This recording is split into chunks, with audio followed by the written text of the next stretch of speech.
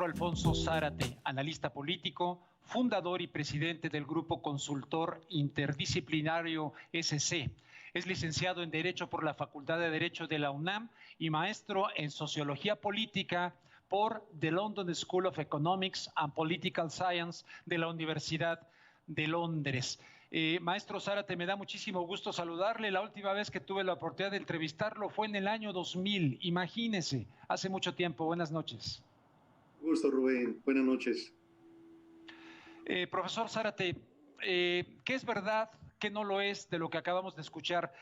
Por ejemplo, dice el presidente que se ha preservado la paz y la tranquilidad en el país. ¿Qué más nos comenta acerca, más que los 2 años, de la evaluación que nos acaba de hacer del país el presidente?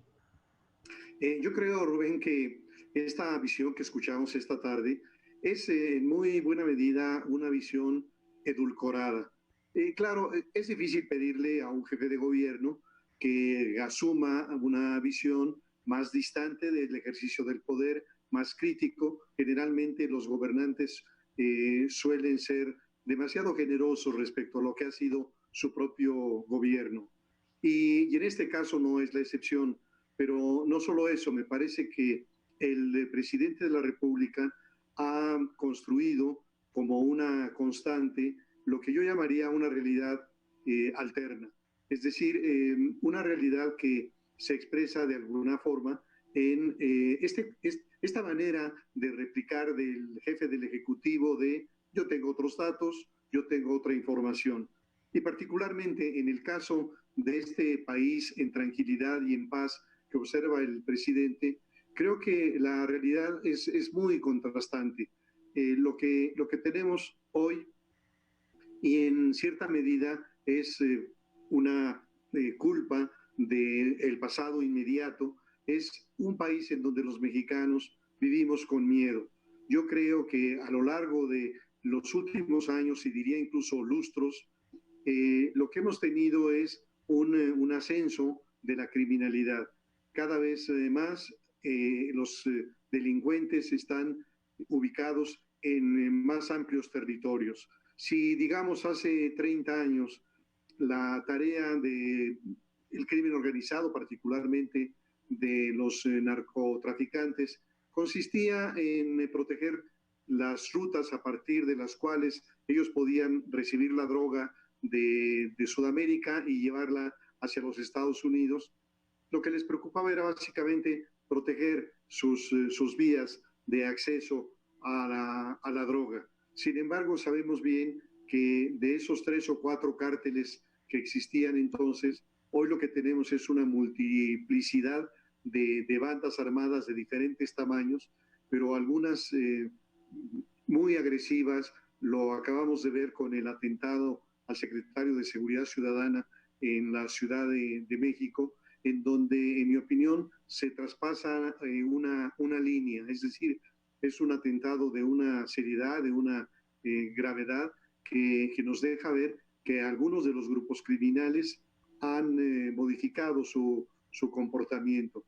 Pero la realidad es que esa tranquilidad no se percibe en la cotidianidad, que los mexicanos hemos cambiado nuestros usos, salir al parque a caminar en la noche, salir a pasear a una mascota, todo eso se ha modificado porque la estrategia de seguridad de este y de los gobiernos anteriores, porque señalaría lo mismo del gobierno de Peña, del gobierno de Felipe Calderón, incluso del gobierno de Fox, la estrategia ha sido una estrategia, en mi opinión, absolutamente equivocada.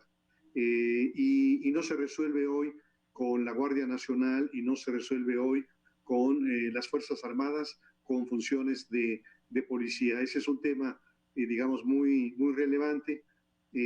Quizá no es la materia de esta conversación, pero sí alcanzaría a decir que no habrá forma de atender seriamente el desbordamiento criminal en tanto el Estado mexicano no reconozca que el desafío es de tal magnitud que interpela al Estado todo, no a las Fuerzas Armadas, no al Gabinete de Seguridad solamente, sino a todo el Estado. Y en esa medida que la respuesta tiene que incluir acciones, decisiones del Poder Legislativo, dotando de las leyes necesarias, los instrumentos jurídicos necesarios a las otras autoridades, pero fundamentalmente el revisar el nivel a ras de suelo de las corporaciones policiales municipales.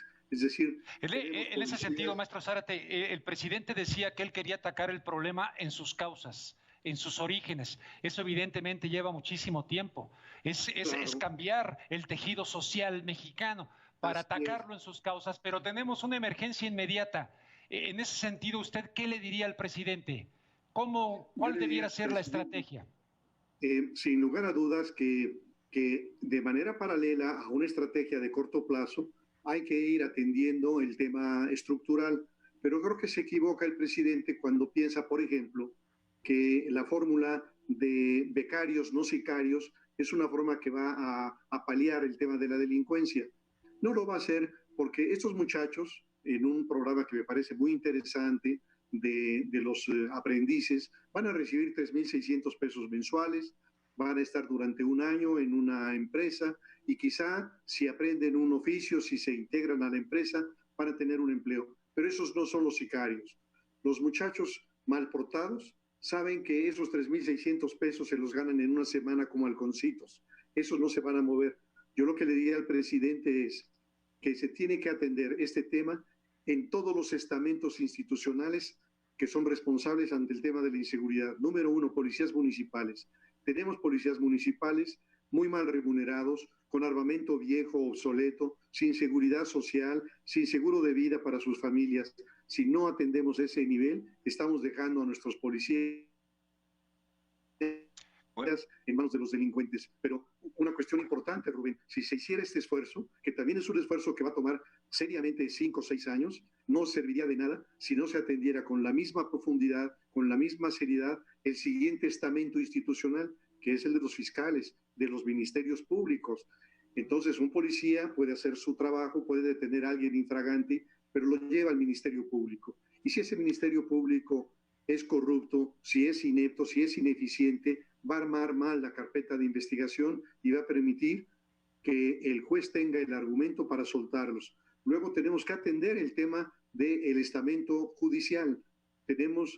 Todos los días conocemos resoluciones escandalosas de jueces, de magistrados, que dejan en libertad a delincuentes convictos y a veces hasta confesos. Entonces, el tema, yo diría, es una aproximación integral en la cual, desde luego, el Ejecutivo Federal tiene mucho que hacer, pero también mucho que hacer tienen los gobiernos de los estados. Muy bien, maestro Zárate, pues le agradezco. Dígame. Sí. No, te iba a decir nada más que el otro tema que subrayó el presidente hace unas horas es el tema de la política social.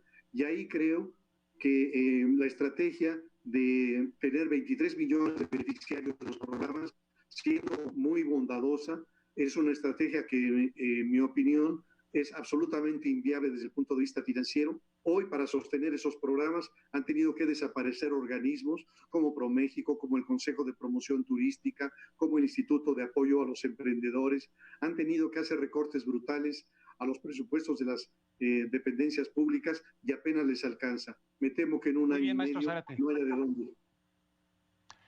Maestro, pues le agradezco muchísimo, se nos agotó aquí el tiempo para la entrevista, pero le mando un fuerte abrazo y espero que estemos en contacto para futuros análisis de su parte. Muchísimas gracias, maestro Zárate. Al contrario, Rubén, buenas noches. Muy buenas noches.